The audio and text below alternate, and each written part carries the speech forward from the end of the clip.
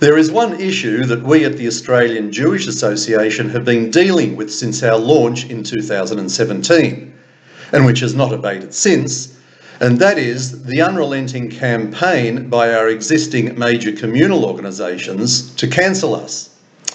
They will try to do this at every opportunity. They will approach venues and encourage them to cancel an event organised with the AJA. And they will approach our guests and suggest that they do not appear at our functions or on our Zoom events. We know this because the people we are working with at the time tell us.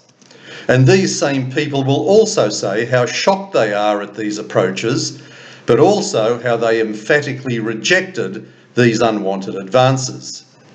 So who is doing all this? I'm not going to name names here, but at the end of this editorial, I will indicate how you can see some of the facts for yourself. But if there is one piece of, quote, evidence that is repeatedly used to justify cancelling the AJA, it is our willingness to communicate with some politicians, and one politician in particular, Pauline Hanson. Over and over again, some of our community leaders will argue that we are encouraging people to support Pauline Hanson's One Nation party. No, we're not. We don't advocate supporting any particular party.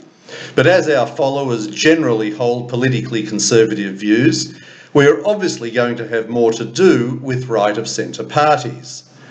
So we have had dealings with One Nation, the Liberal Democrats, United Australia Party, Family First and others.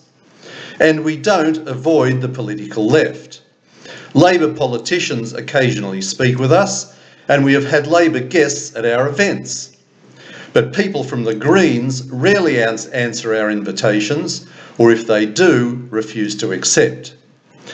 So because our interest is Israel advocacy, we find that the right-of-centre crossbench generally take a friendlier view of Israel than those politicians on the left, be they the Greens or those members in the left faction of Labor. Presumably One Nation is always quoted because it is the most prominent of the minor parties. But just like all political parties, it contains people with a range of political beliefs. We support the policies and not necessarily the people. And there are some like Sarah Game from One Nation in South Australia who most people would have trouble distinguishing from anyone in the Liberal Party. Our philosophy is very simple. If they support Israel in a way that we do, we will work with them. So where did this obsession with Pauline Hanson come from? It's hard to say, but it might have been way back in 2015 when Michael Bird and I were doing Nothing Left, our former radio program on J-Air, the Jewish community radio station based in Melbourne.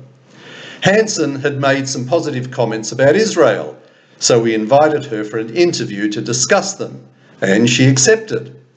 The interview lasted no longer than 15 minutes, but ever since then, Michael and I were pilloried for having had her on the show.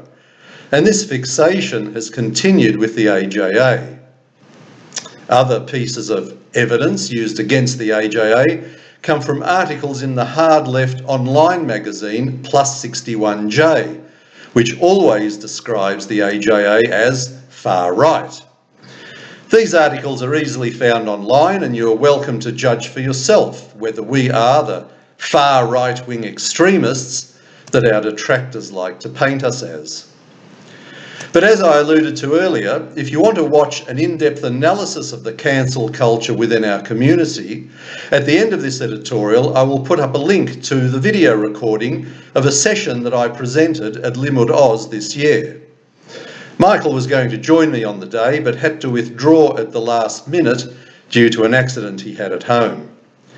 This video recording goes for about an hour, but it does outline the background to the AJA and the cancel culture that has followed us since the beginning. And this is just part of it. There is lots more. It's rather unpleasant stuff, but you need to know exactly what some of our communal organisations are doing behind the scenes.